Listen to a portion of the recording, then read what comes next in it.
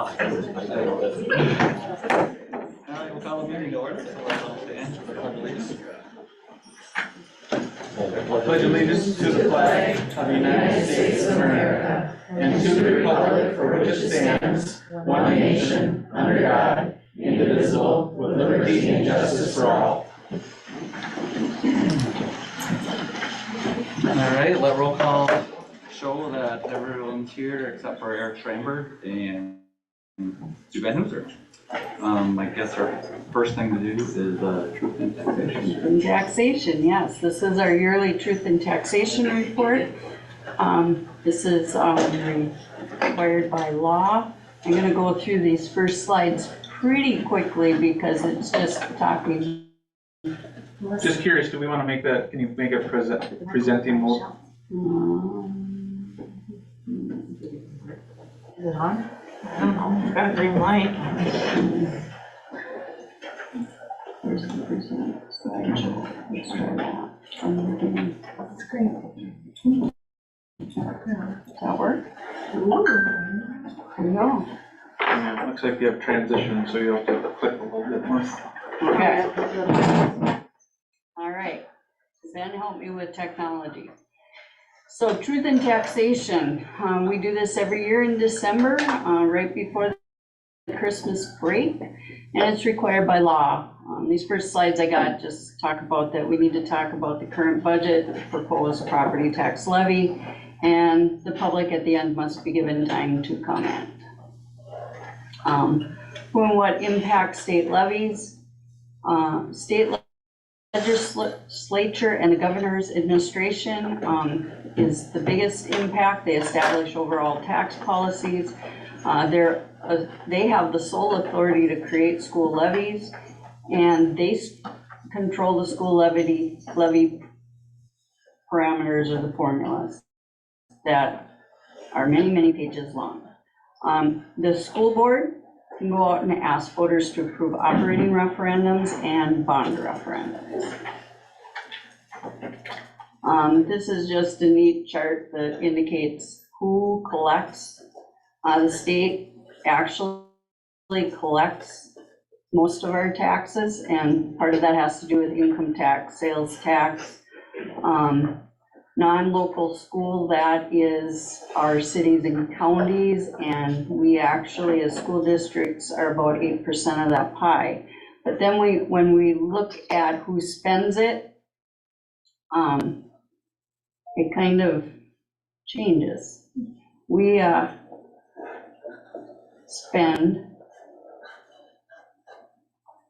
I think the colors are wrong on here. I believe we are the 37%, and 36, and not the 27, but I think the colors are wrong. So it evens out quite a bit more when we spend it between all of the jurisdictions.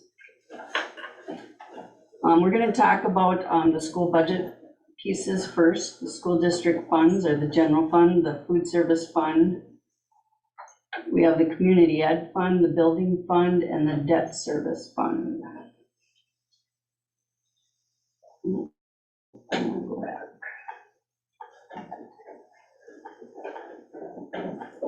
I'm gonna go backwards.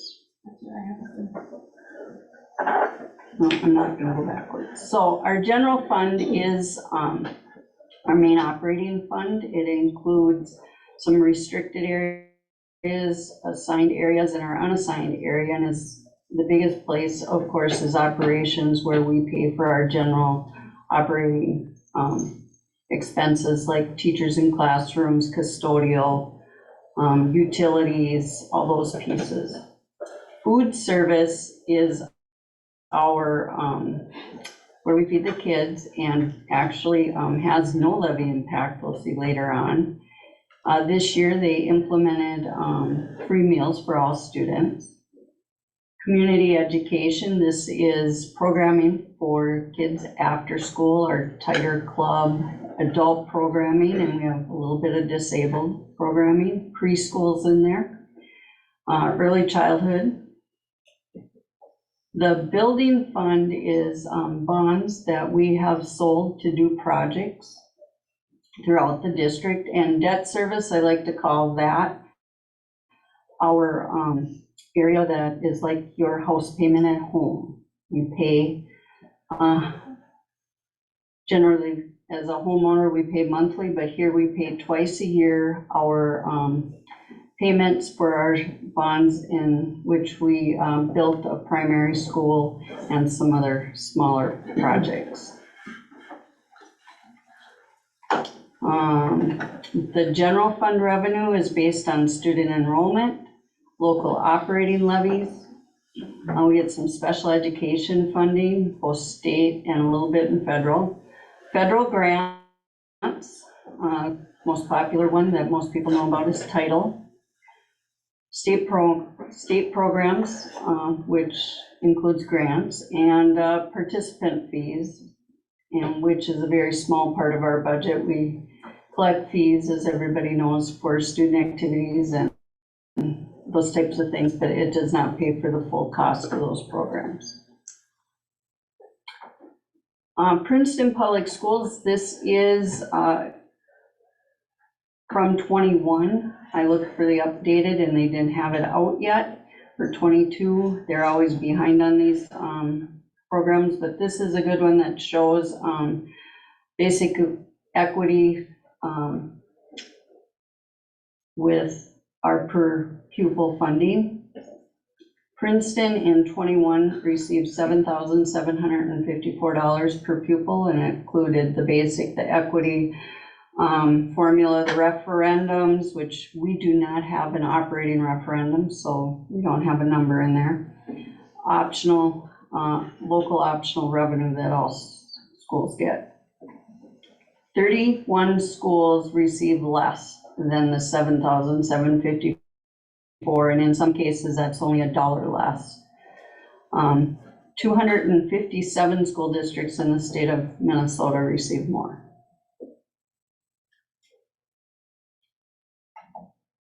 As we talked about, enrollment drives our funding to a great extent. Back in 2018-19, we were closer over that 3,300 mark. As the years moved, we started to decline again in 20. We went down quite significantly in 21. We bounced back in 22. We bounced back even more in 23, and then we opened our doors this year, and our estimate right now is showing that we are about 120 students down total from the prior year. Another factor that drives the enrollment is our open enrollment. We have more kids families choosing to go to surrounding schools. A lot of that is towards the Zimmerman School District. Then we have those choosing to come in. So we've got a big gap here in the blue and the red line. Food service is based on federal grant of the free and reduced lunch that comes from the federal government. It's based on student participation. So students actually need to participate. They need to actually receive a meal in order for us to get funding. We receive state aid for the first time for all students to eat free in this school year. The district does not levy, as I mentioned before, for this fund. Community education is based on the adult population in the district. It's early childhood is based on the number of children under 5 years of age. And again, it's highly driven by participation fees and grants. Other district funds, we have the building fund, as we call it, Fund 6. Long-term facilities bond is there. That's our long-term facility maintenance. Projects we have done this summer included our bathroom updates at the high school. We did remodel of the dish room, not a remodel, we updated that, painted and redid the flooring in the dish room in the intermediate school. And our abatement bond, as you notice, the parking lot at the high school was done with that, and that money can only be used for parking lots, very narrow fund. And then debt services for district bond payments, which is similar to house payments. The next part of this is our school district levy. We are talking about the 23 payable 24. And this actually affects the 24-25 school year. Oh, no. How do I get this out of here? I need to show my other screen then. Let's do escape, how's that? Okay, Let's see if we can get your other screen. don't do this very often. Okay, you got it, well, you're gonna have to make it bigger maybe. There you go. Okay. So this is our D. One more. One more? Sure. One more? One more. Got it? Okay. Let's slide down. General education levy. There are multiple areas under the general ed levy. And these are all formula driven. We do not create these here locally. They're all created at the state level. So operating capital, we used to have a facilities bond that came off actually last year. And so that will continue to be off. We have the QComp for alternative teacher pay program, safe schools, career and technical, the lease, long-term facility maintenance, post-employment benefits, which is unemployment benefits that we can levy for, local optional, and then some smaller pieces are the equity transition, reemployment, and abatement adjustments that happen. So our levy from the 23-24 was 4.7 million. As you can see, proposed for 24-25 has gone down just slightly to 4,683,000. Community education includes just your standard community ed, early childhood, home visiting area, adults with disabilities, and school age care, and some adjustments. That was 23-24, we were at 326, and that levy will go down to 237. The reason for that drop is we levy ahead for school age care, and this is actually three years ago. It takes time for the adjustments to catch up because they only pay for what you actually expend. And then our general debt, which is what we pay for our house payment and is mainly levied by levied to the taxpayers, and that's, again, the primary school is our biggest example of that, which shows that's going from 4.1 to 4.8 million, meaning our total levy went from 9.1 to 9.7, which is about a 5.97% increase. Now we're going to put that.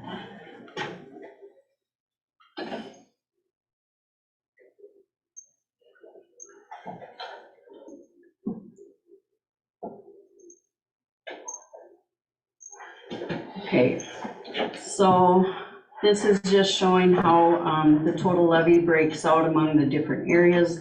The general levy is 50.9 and debt service is 49.5. They're almost an equal split, with community at just a small sliver of that pie. The general fund is property tax supported. So basically 11% of the revenue coming in is property tax that help support our general fund. The other 89% is state and other programs that support our main budget. Community education is supported a little bit more by property tax at 20.5% versus 79.5%, which is driven a lot by participation fees. And then debt service is predominantly paid for by the local taxpayer, with 15% of it coming from the state. So again, our proposed increase is about $548,000 with a 5.97% increase. There were no big changes to the actual levy formulas this year. So general education is similar to the prior year, so is community ed. The debt service fund, I always like to let you know that we are required to levy 5% more than the actual bond payment, because if you have people who do not pay, there's always delinquent taxes, so you always have to make your bond payment, so that's a requirement. And they monitor our fund balance they have a formula that monitors that, and when our fund balance gets to a certain extent, then they decrease the levy in order to not increase that fund balance at a large rate. And then, of course, our abatement bond and LTFM bond are paid for out of the debt service fund after we sell those. Our tax-based trend, again, this falls behind what the actual year is. So this is 22. As you can see, from 21 to 22, the RMV actually changed by 28.2, which is a very high percentage change. And the NTC actually changed by 30.3 from 21 to 22. And as you see in the prior years, it was just around that, a little lower than 10%, and then in 21 it was 10.7. So we had a large increase in our tax base. The impact for the Princeton residents, I just put some samples on here, and hopefully you can see that, but the estimated change from 22 is actually, if your home was worth $150,000 in 22, estimated payable in 24, it's actually a decrease of $68 for that value. So a 14% decrease for the same level of home value. Of course, I believe most of us saw that our home values went up during that time frame. So if you went from 150 to 250, your estimated payable on it would have jumped from 418 to 750. And the same with the commercial.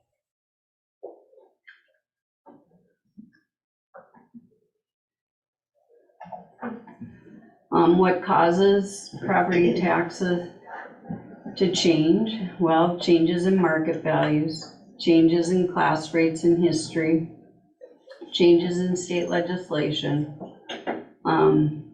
voter-approved referendums.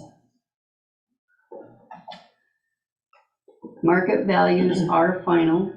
We don't control that here at Princeton Schools. That is all county driven, and they work with formulas there. That's also set by the state legislature.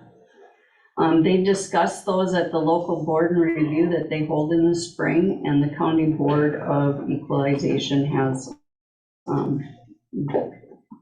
those numbers and what's happening there. The final taxable market value now may include a homestead exclusion, and it may include improvements to your property.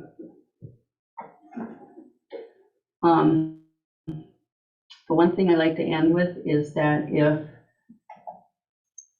you are in financial need or your taxes went up a certain amount, there are programs out there. I am not an expert at that, but there's quite a few programs. There's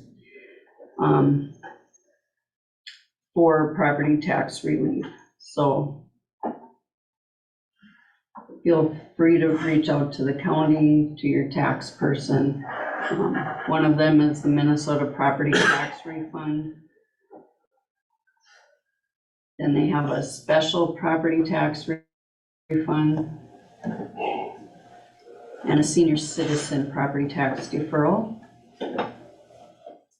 And then some other miscellaneous things out there, property tax programs. So if you know of anybody who could use those programs, reach out to your tax accountant. Should be able to help you in the counties. The board tonight will vote on a resolution to authorize the tax for pay 24, which affects school year 24-25. At this point, we welcome any questions, comments.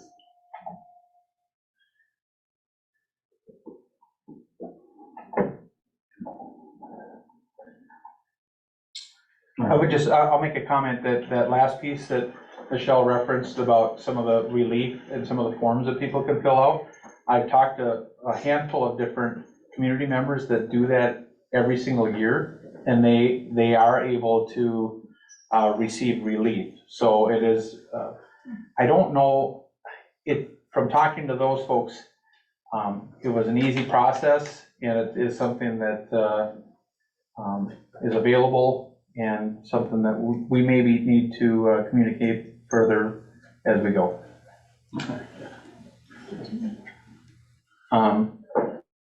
Every year, as the board knows, this is an annual requirement for us before we adopt the resolution. At the end of this meeting, there is a resolution for the board on the agenda for you to vote and approve. So our next steps would be to review, I mean, if we're ready to move on to the citizens' comments. Okay. Were they?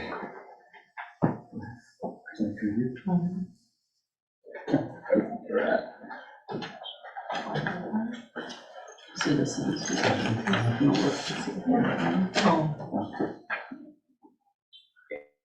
Should be on the back table. Good. What's that? Is it on the Back back? table. Oh, is there another one? By the. Is there any citizens' comments? Yeah. Oh, no, Anyone? they're blank. All right. Anyone?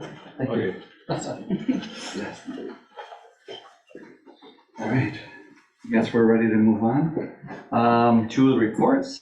And I guess we'll start with the board member committee report, and we'll start with Don. No reports to. Okay, I had agenda planning. That's it. There. This morning I had public engagement committee and we went over our legislative platform, so. I had the same, and then I also have been able to attend quite a few events lately, which normally I wouldn't go through them all, and I'm not going to, but there's been, like, we had the Madrigal this last weekend, and if any of you guys were lucky enough to go, it was super freaking amazing. So if you get a chance in 2 years, you should probably go to that. And then we also went to the very jazzy Christmas band performance, and I just like to say that, like, our music department is just fabulous. And then upcoming for just our intermediate and primary school, we have the PTO does our readathon. So today we were going through all the books. So every kid in the primary and intermediate school gets a free book. And this is a very big deal. And then they'll get home their little sheet of tigers that they color for minutes. And it's just a pretty fabulous program. And I'm really proud to be a part of something like that, that, you know, we get to give kids books. It's amazing. So anyway, and then that's all. Thank you. And student council report? Okay, so Ellie's not here today, she's sick, so hopefully she is recovering. So recently we had the blood drive, that actually went super well. That was on December 13th, I believe. Went super well. We had an increase in participants. Like, we started out with only like 23 out of 79 participants, and by the day of the blood drive we had about like 68 participants, so it was great. Turned out really good. Madrigal dinner, I've heard a lot about it. I did not attend it, but I've heard a lot about like staff comments, like student like comments and everything that seemed to go really well. I guess all tickets sold except for 4, so that was really great, like outturn, so that's awesome. Student council has moved on to working on their dance. I'm the head of the dance committee for student council this year, so our theme is snowball themed. It's going to be a formal / semi-formal, so basically what that's going to look like this year is, in previous years we've only had just like semi-formals, but this year it's going to be formal, so it's going to be more similar to prom, but winter version. And of course, students who aren't comfortable dressing up formally can wear more casual attire and stuff. It's not like you have to dress formally or anything like that, but we're working on that. We also are updating the student council constitution right now. And one of the more major changes that's relevant to the school board is we are now doing reports on all schools, so like the whole district, not just what's going on in like the high school. So we're taking reports from like all different schools and then reporting that back to student council along with the board. So we updated that last Friday. And then another thing to talk about is lunch portions. We've had a lot of student comments and a lot of just talk about portions, as you guys had mentioned that this year students do get free lunch and stuff, no matter like how much income it is, which is great, that's amazing. But we have noticed a decrease in lunch portions, meaning students do not get seconds, you do not get as much as you used to, and for a lot of students that's a really big thing, because most students, like, that might be their only meal of the day, and they might not get a ton of meals like at home or a ton of food. And snack shop has been closed as well, so we do not have a snack shop for students to purchase snacks after school, before school, anything like that. And so this has been like a really big issue, just because, like I said, these meals sometimes do only get to be the meals that kids, like one meal a day, and they look forward to that. And then also, one of the main reasons for this free lunch was so that students weren't hungry in class, but how are we supposed to have students not be hungry in class if they're not getting the portions they need? So you guys can get seconds, they're just not paid for. So you should be able to go get seconds as long as they're, I mean, you have to have money in your account. You only can get seconds on line 1, which is like the Uncrustables and like the snack pack meals, but like the main entree courses, you can't get seconds on because they don't have enough food for all the lunches, because we're split into A, B, C, and D lunches. So you're not allowed to get seconds on like the main entrees, which are the more filling meals. So that's just some talk that's been going on that I thought I should update you guys on, but yeah. Thank you. All right, Superintendent Barton. Okay, thank you very much. Just want to acknowledge that before this meeting, we had the World's Best Workforce annual meeting. It's always good to do that, and we didn't have a large turnout, as you know, but it was great to see our administrators here and represent the strong work that's happening throughout the school district. I'm excited tomorrow to be able to meet with high school representatives for my Student Superintendent Advisory Council that I met with them a couple of times this year already, and I'm excited to learn from them tomorrow. And maybe the lunch portion piece will come up there, and we can maybe even communicate that with our food service department, and do some problem solving at that level with our team there. Want the board to know that we are in negotiations right now with mHealth Fairview in terms of, they have a program that they've run historically in Elk River. It's a day treatment therapeutic kind of program that they are moving sites, and will be having that located at the clinic or the hospital. And with that brings the requirement for us to provide the education opportunities for those students. So we're meeting with them to organize what that might look like for next school year. So I'll keep you communicated with what that's going to be. I wanted you to know that, Michelle referenced that we started the year with lower student enrollment than what we had projected. I did share with the board a communication that we are seeing some uptick in our Minnesota online program, our Princeton Online Minnesota. So that is good to see. we've been very intentional in our action planning to try and promote and spread the word to neighboring school districts on the quality of our programming there, and we're starting to see a nice uptick. So that's one way for us to try and recruit additional students from outside of our school district. And with the new year comes just an opportunity for us to make sure that we acknowledge what we do, right?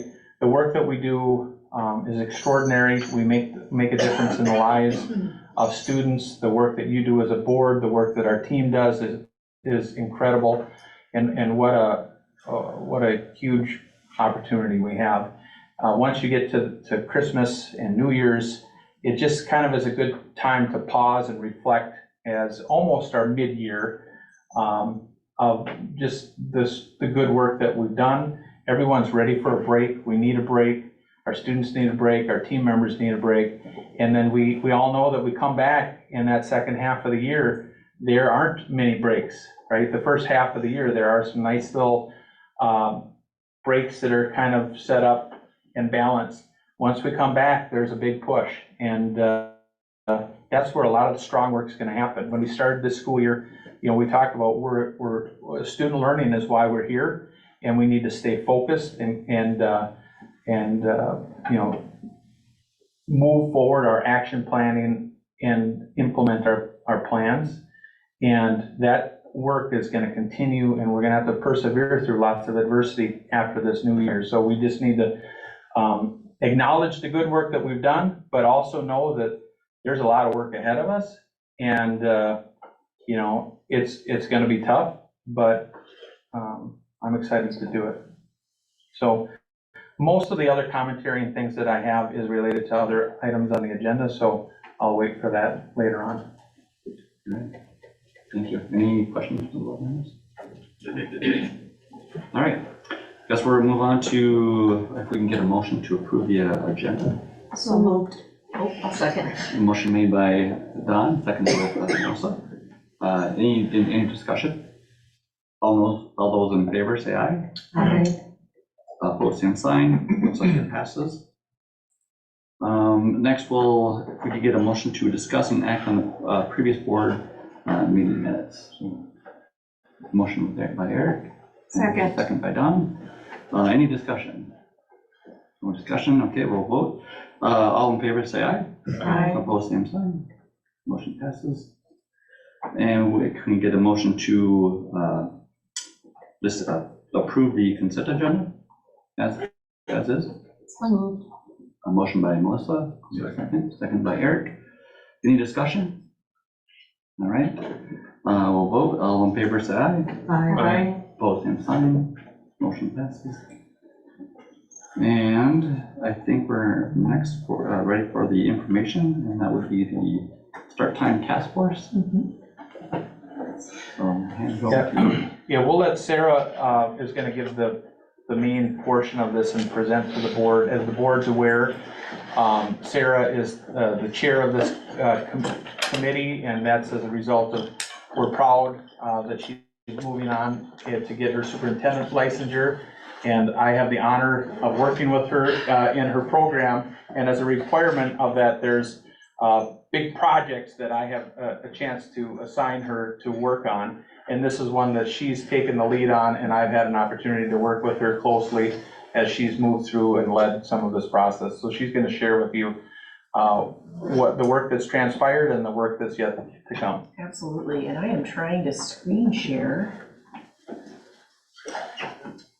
Those that know me know that technology is not always my friend. So if there are any At the tips. bottom of your Zoom screen right in the middle. Yeah, I did that, Emily, but it says that my system preferences, it won't give me, it like gives me a big exclamation mark, which means problem. Okay, if you give me a minute, I'll open up your presentation. You can just tell me to move the slides. What did you Sure. say? She's going to do it, and then you'll tell her when to. Thank you, move Emily. the I slides. apologize. Technology. Emily's Yeah, a saver around here. I know, she is, isn't she? Yes, so thank you, Emily, for pulling that up for me. Okay, a little bit of the background on how as Emily's pulling that up, on how the Start Times Task Force kind of came to be. A little bit of background is, back in, I believe it was 2021, we moved to tier busing for several different reasons. One was, probably the biggest thing, was the pandemic. Many districts were having to make some adjustments.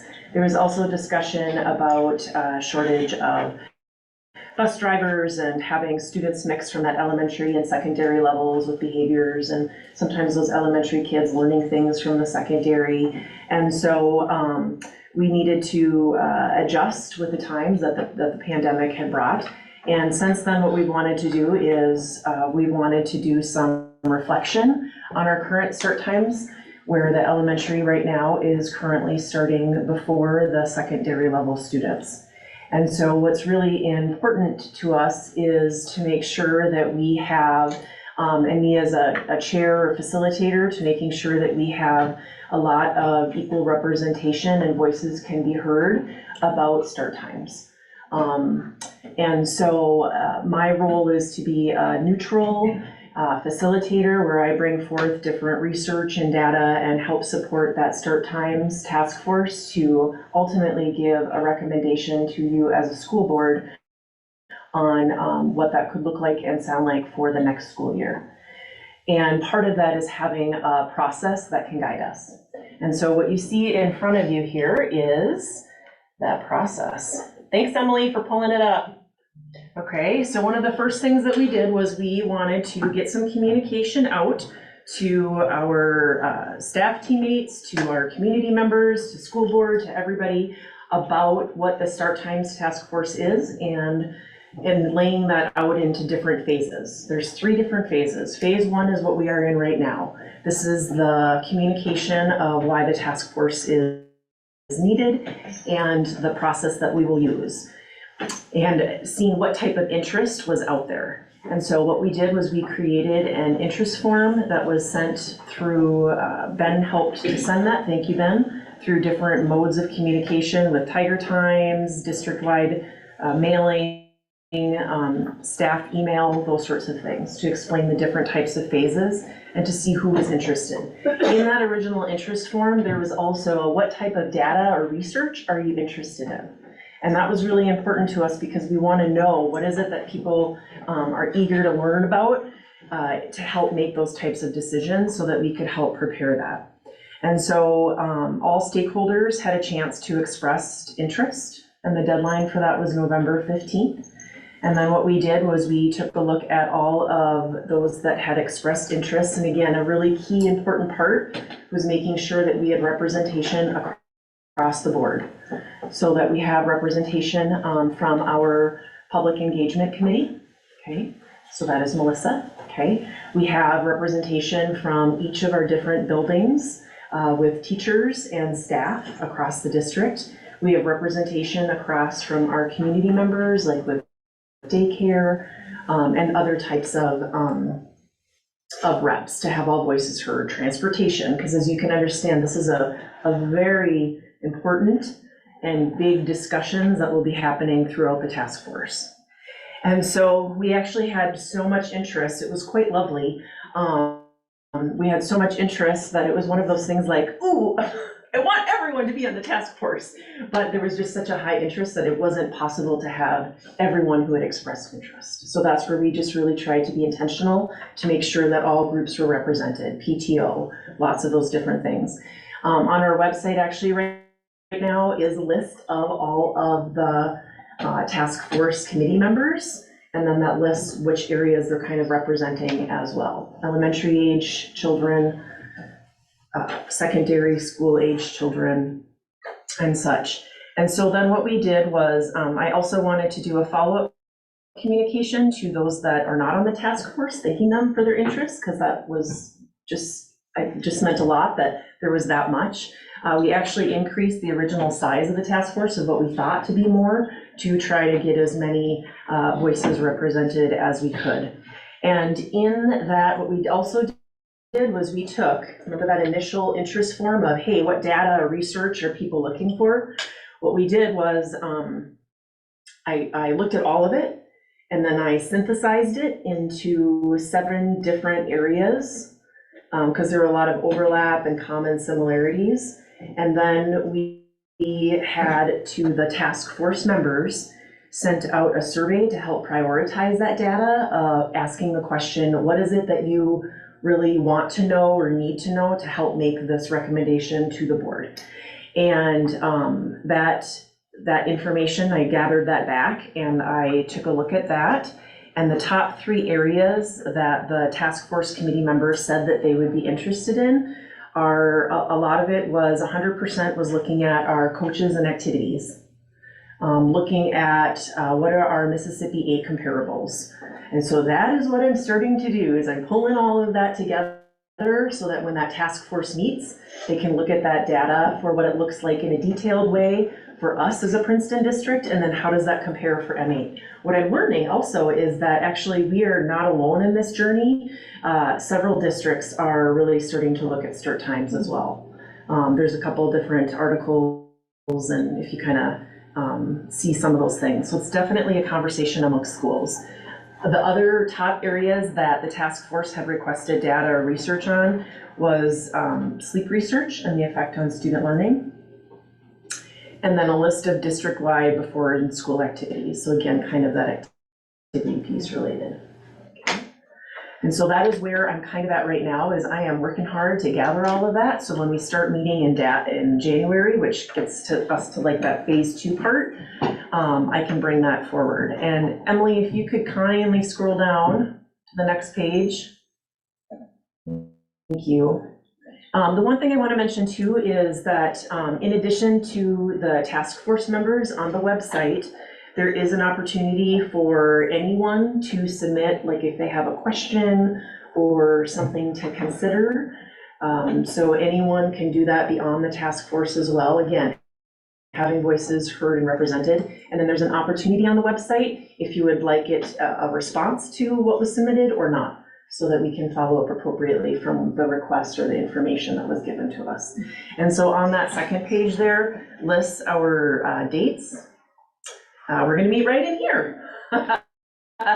And we're gonna start that first one with, that first meeting will be sharing what each of our roles are. Again, my role will be as facilitator, kind of that neutral person to bring forward different research and data to help support the team and get the task force what they need, with the overall goal using that research and data through that student lens of what that recommendation could be for the board for next year, and to be as transparent in our process as possible.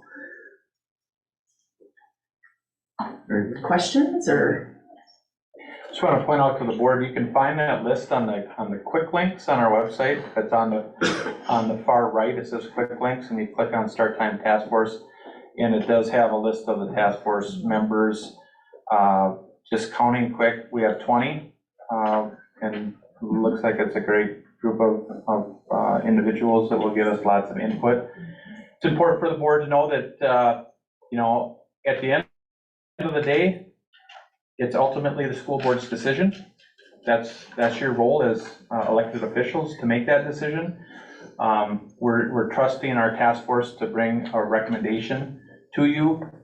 It's important to know that you know, my guidance will be for them to look at anything and everything, right? It's not going to be simply like who should go first, right? I mean, that's certainly part of it, but they're also going to be looking at, you know, what is the optimal start time in the morning right now. You know, is there some room one way or the other? What's the optimal end time? How can we try and get the most minutes of instructional time during the school day while being the most efficient that we possibly can? Sarah referenced one school district that has a very similar task force. So this is Monticello. It's interesting. They're actually switching. They were doing what the opposite of us, and now they're switching to do what we're doing by having the students start first. But I mean, they found a little bit of a hybrid approach where they have one tier, one early tier, one late tier, and then one tier that actually that does both, picks up older students and younger students at the same time.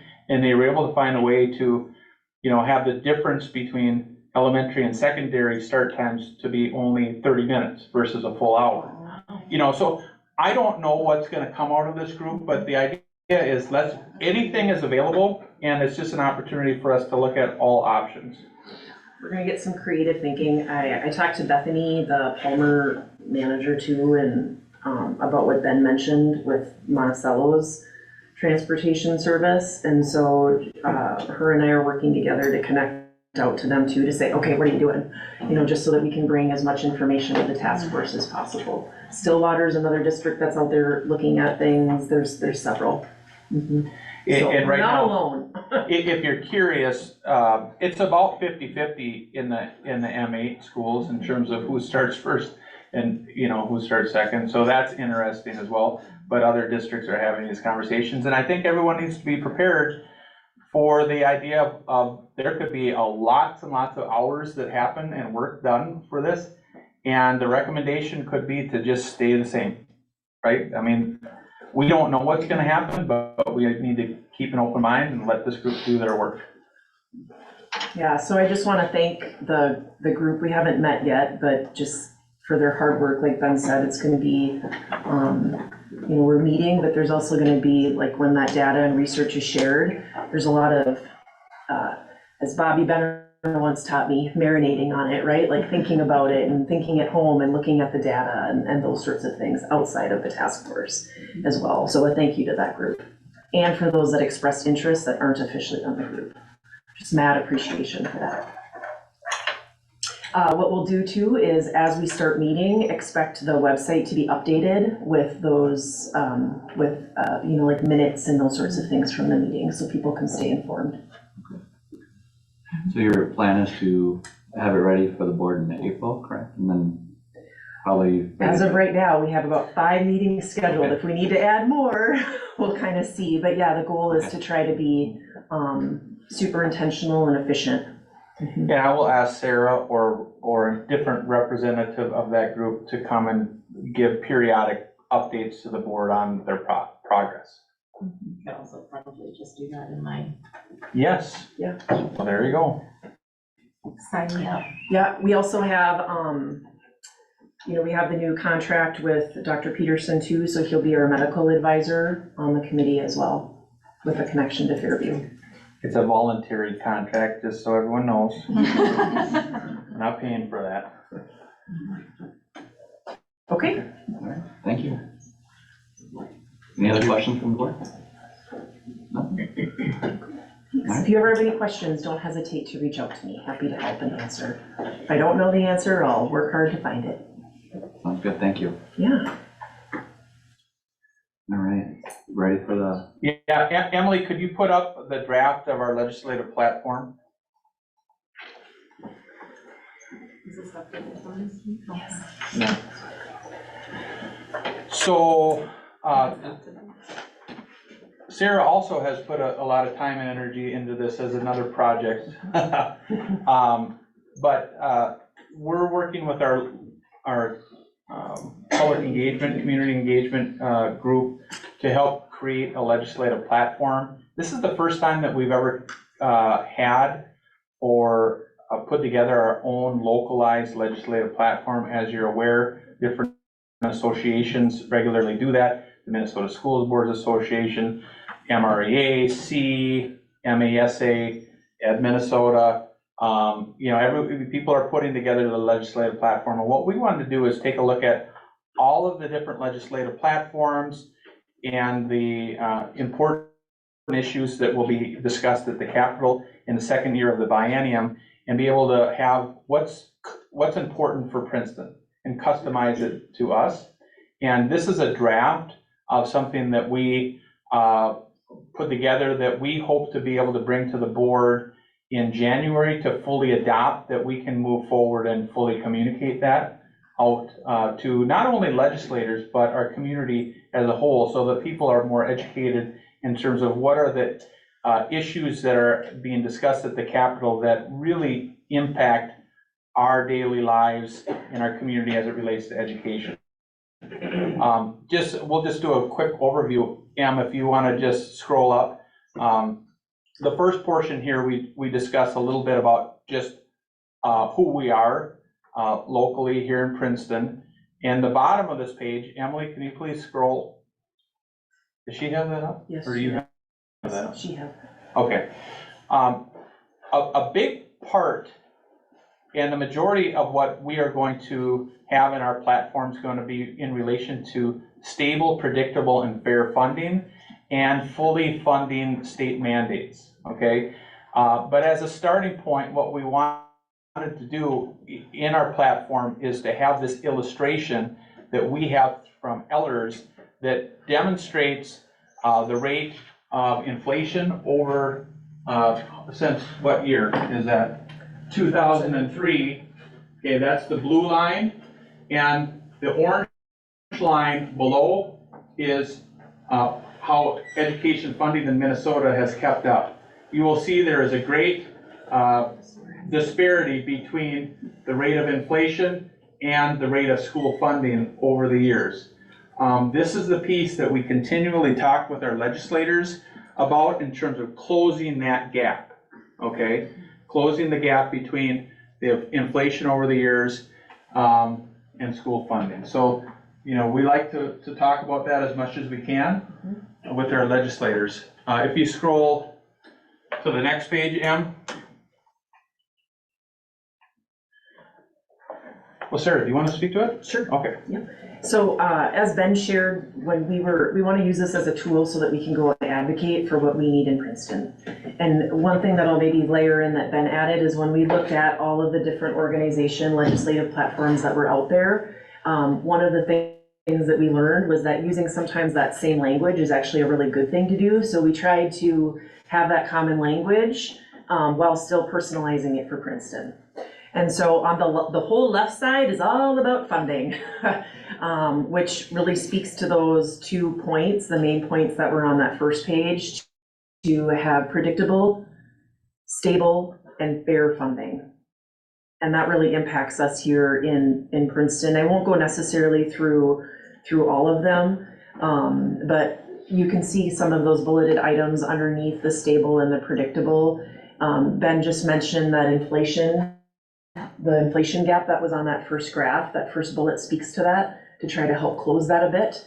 And let me just share that these would be lovely if all of these things, of course, could happen, but even if some of them could. But we want to make sure that we can advocate for it. Looking at for school readiness for our youngest of Tiger Cubs, okay, advocating for that funding. How to help with, when we have declining enrollment, to help with that type of formula. If you scroll down to fair funding there, these are more of Princeton-specific pieces here. Take a look at that first number right there. We received just over 3,000 less per pupil than the average of other school districts. Okay, and we just said it how it was. A child's zip code shouldn't really dictate how much funding they get, how much schools should get, and then thus needing to increase that LOR, the local option revenue, for schools that don't have operating referendums. And like Michelle said in her presentation, we are one of the few districts in the state that don't have that. So how can we support us in that way? In this last round of legislature, thank you, Emily, there was also some mandates that were put into law. So we are asking, if you're going to put in mandates, please fund them. No more unfunded mandates. And speaking specifically to some of the mandates that were passed is the READ Act. We're really proud in Princeton that Jess shared this in her World's Best Workforce presentation, that we will be one of the few districts in the state that have met the READ Act with the letters training and all of those things by the date that legislation says that we should have that. So because we were on that front edge of that, give us some funding for it, okay?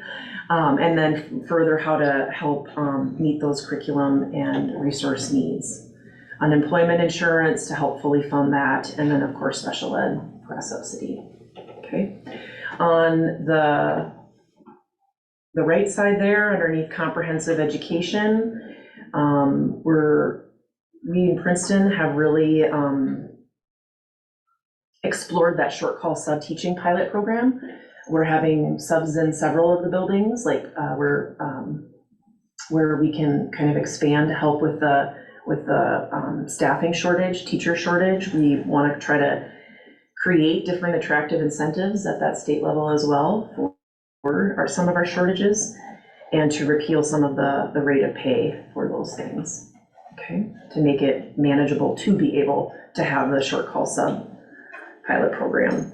Some things underneath there for school facilities, several different things for LTFM, how to increase LTFM, and then also how to expand what we can use it for.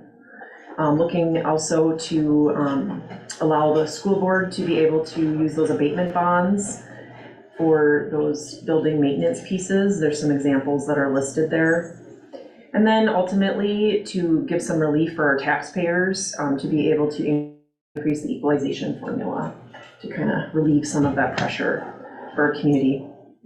And a lot of things to help support you guys as a school board team too is to, honor some of that local control to meet the needs of the Princeton community, because every community in the state is a little bit different of what we need. So this is a draft version. I want to thank the people that helped work on this, because it's been I think we're on draft 10.0, but it's fantastic. And I think we're getting it to a point where it's almost ready to go. And like Ben said, our goal will be to bring it back in January here. But please feel free if there's feedback from the whole board on, what that could look like or sound like or adjustments, just let me know.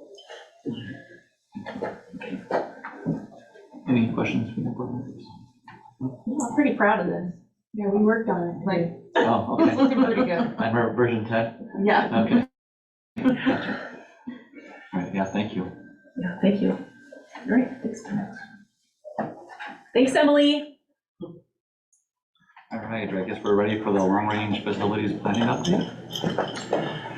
Okay, so long-range facility planning update at our last board work session. The board provided some direction that we're going to put the plan that we had been working on pause and develop an action plan that would be grounded in data collection in terms of getting community input and feedback, and surveying the community in terms of their feeling towards and what they felt our needs are for school facilities, and then also what the potential tax increase threshold would be.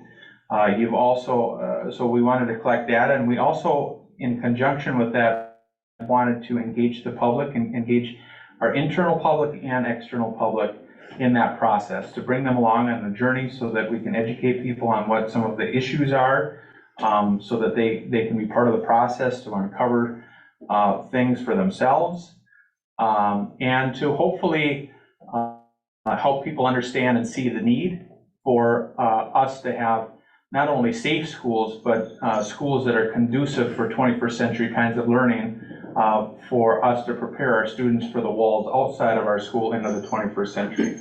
Okay, and that's the plan that we're putting together right now. I had an opportunity to meet with some architects and engineers and a political strategist last Friday afternoon after the C meeting. We had a great work session, and we put a draft together that I'm getting close to be able to send to all of you. I have also put out some requests for proposal from what's considered to be the top surveyor in the Midwest, Morris Leatherman. And I do have a proposal from them that I did send to the school board so that you have that for review as well. I've also indicated that we'd like to put together a survey monkey of some sort to go out to the community as a whole. And we're gonna have a lot of work to do with that. What I'm thinking to do, that I would do, is I would place that in our next mailer that goes to every household in the district. We typically do 2 to 3 of those each year. So our next one will be probably in more of the February timeframe. We would send that out, and we would have a code for people to be able to take that survey. So we're looking at doing 2 kinds of surveys. We're also looking at putting a community at large group together to get input on criteria and options. So I will be sending out a communication to you and others to try and solicit people to participate in that. One of the biggest needs that we will have is to get people to take the time to participate in some of these meetings, okay? We think that we can probably do just a couple of them because we do have 10 years plus worth of data from previous groups that have done lots of the work. Okay, so we don't want to not honor that work. We want to honor the work that's been done. We want to put that in front of the groups, and we want to have them tell us if that's accurate or not accurate and kind of refresh and renew some of those conversations. In addition to more of a community at large group, we are planning to have individual meetings at each site with our team members to get their input as well. It's looking like we might try and chalk off some time on the February 9th staff development date to set meetings at each of our sites, that we will have a facilitated process for our team members to share with us what they feel like the needs are for our facilities across the district, what's most important to them from their perspective as teachers, as custodians, kitchen staff. You know, we want to get everyone's different perspective. That's a little bit different than the previous couple of referendums where we invited staff members to participate in the community piece, but we didn't do anything specific for all of the staff. So we want to do something specific for all the staff. We want to have something for our community. And in addition to that, we will certainly invite our team members in the district to participate in the community piece as well. So we're going to have lots of little focus groups to get additional data and to get engagement there as well. There is one important piece of information that I learned just this evening prior to the World's Best Workforce meeting. We had a meeting with Ellers to take a look at the debt that would be falling off the books, right? And if you remember at our last work session, that was a very important piece because we want to be able to take advantage of the debt that's falling off of the books. And at the time, at the last meeting, everyone that we were consulting with had indicated that we had to go out for a referendum either in this coming May, August, or November, right? And to be able to take advantage of that debt falling off, and after that, we wouldn't have that opportunity.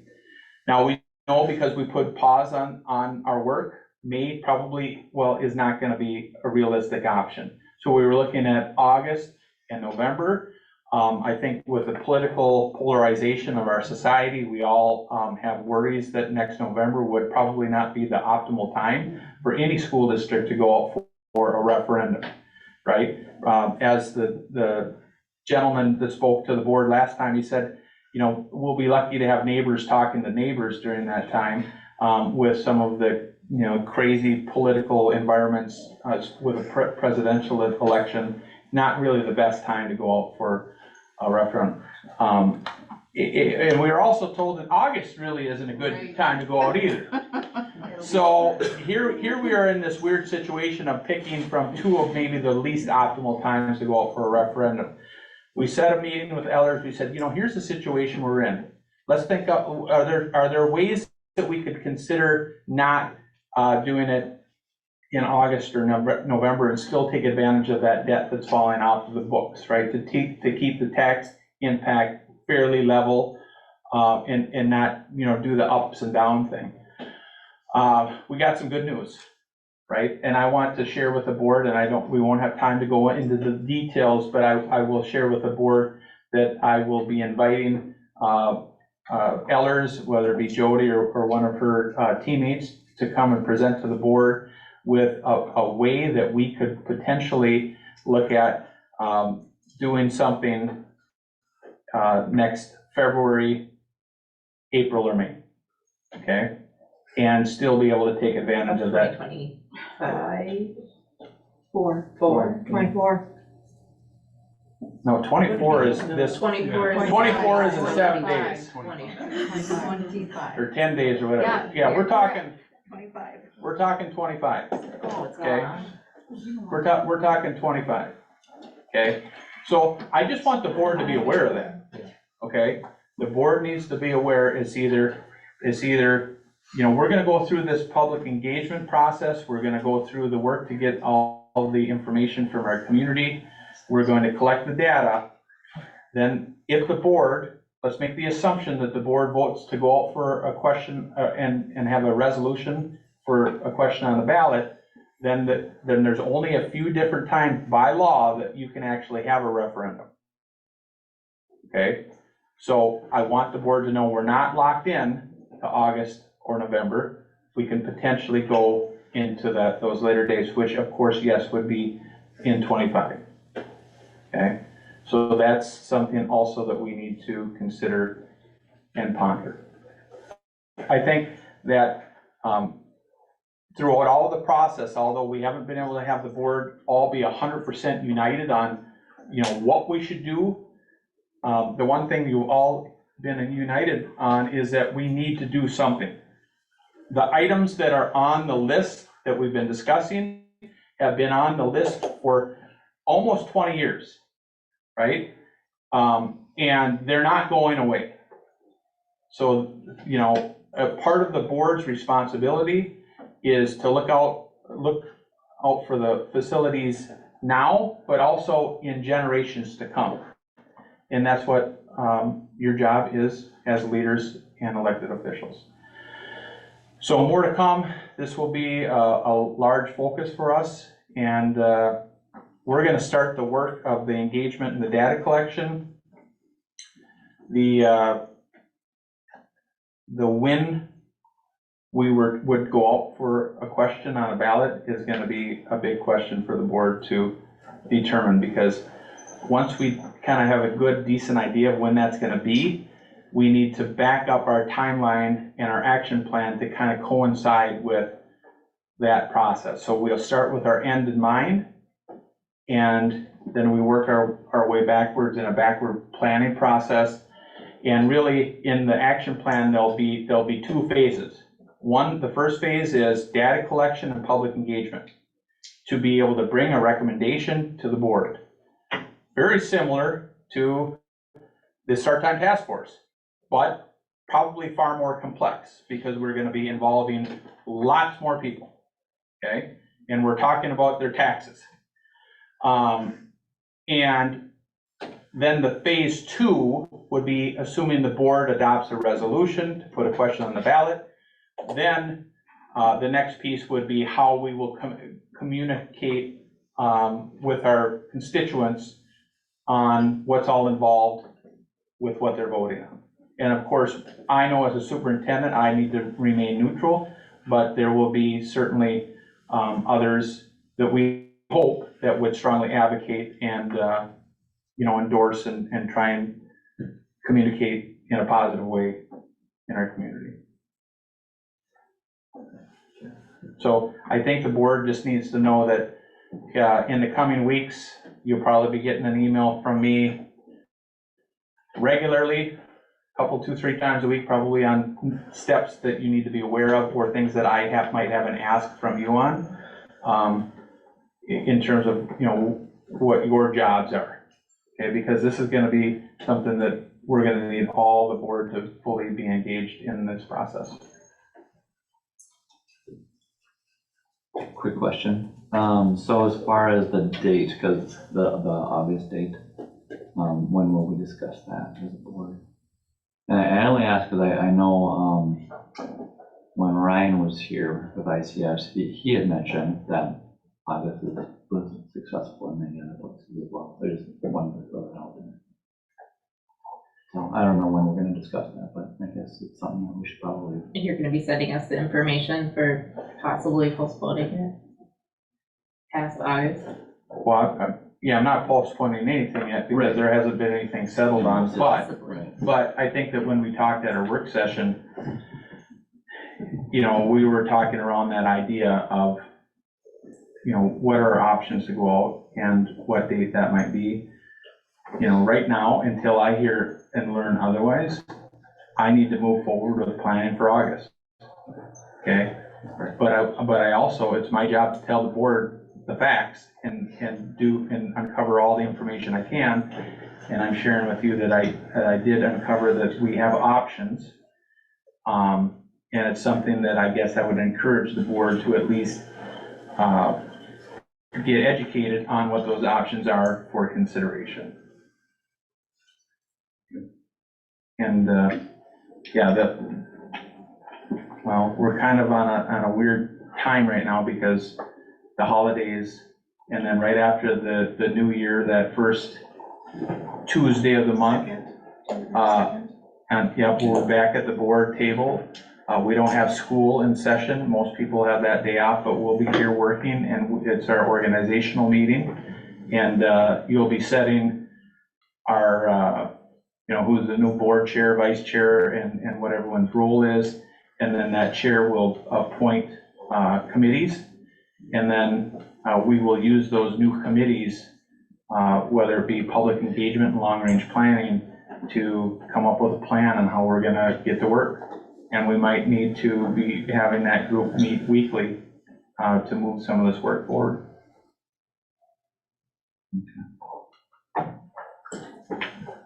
I have no further comment on this. Any other questions? No? All right, we can move right along to, let's see, on to the action items. So if we can get a motion for approving the second reading of the policies that are presented. So moved. Motion made by Melissa, a second by Eric. Any discussion? All in favor, say aye. Aye. All opposed, same sign. Motion passes.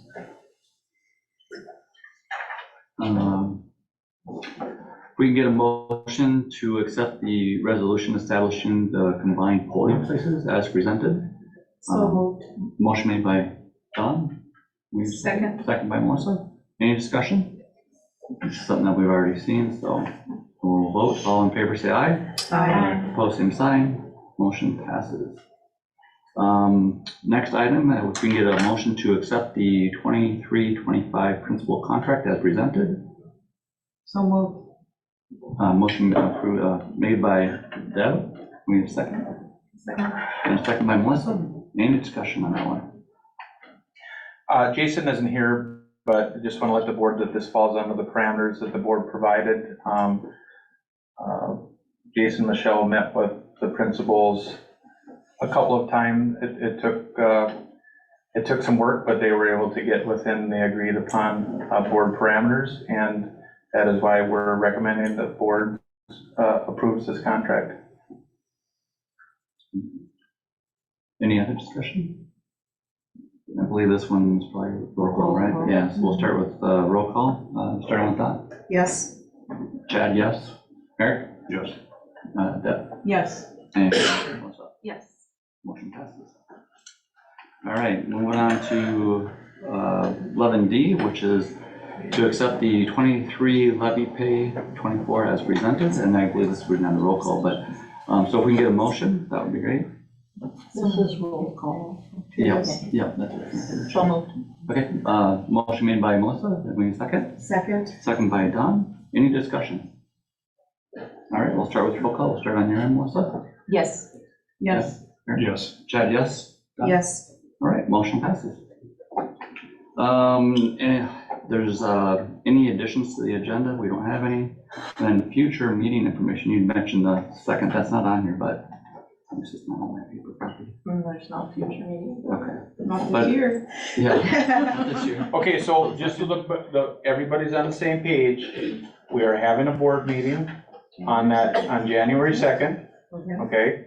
And I will, I'll meet with Chair Van Hooser, because she'll still be the chair prior to any changes, to set that agenda for that. We'll meet that prior week. But the board should expect to have our typical organizational meeting for the beginning of the school year. You've all participated in that, so you kind of know all of the different items that we need to work through on that evening.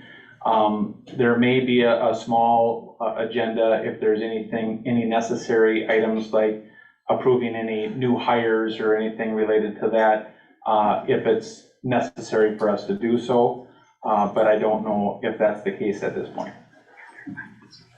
And thank you, Michelle. We do have our finance meeting also prior to that meeting. The meeting would start at 6, correct? So that means the finance meeting would start at 4:30. And we know that that finance meeting will be jam-packed with agenda items. And of course, and because, again, we're going to be, we don't have any new committee appointments. It will be whoever's on the finance committee now will participate in that meeting. All right. Anything else? We get a motion to adjourn. So moved. Motion made by Melissa, second? Second. Second by Don. All in favor? Oh, aye.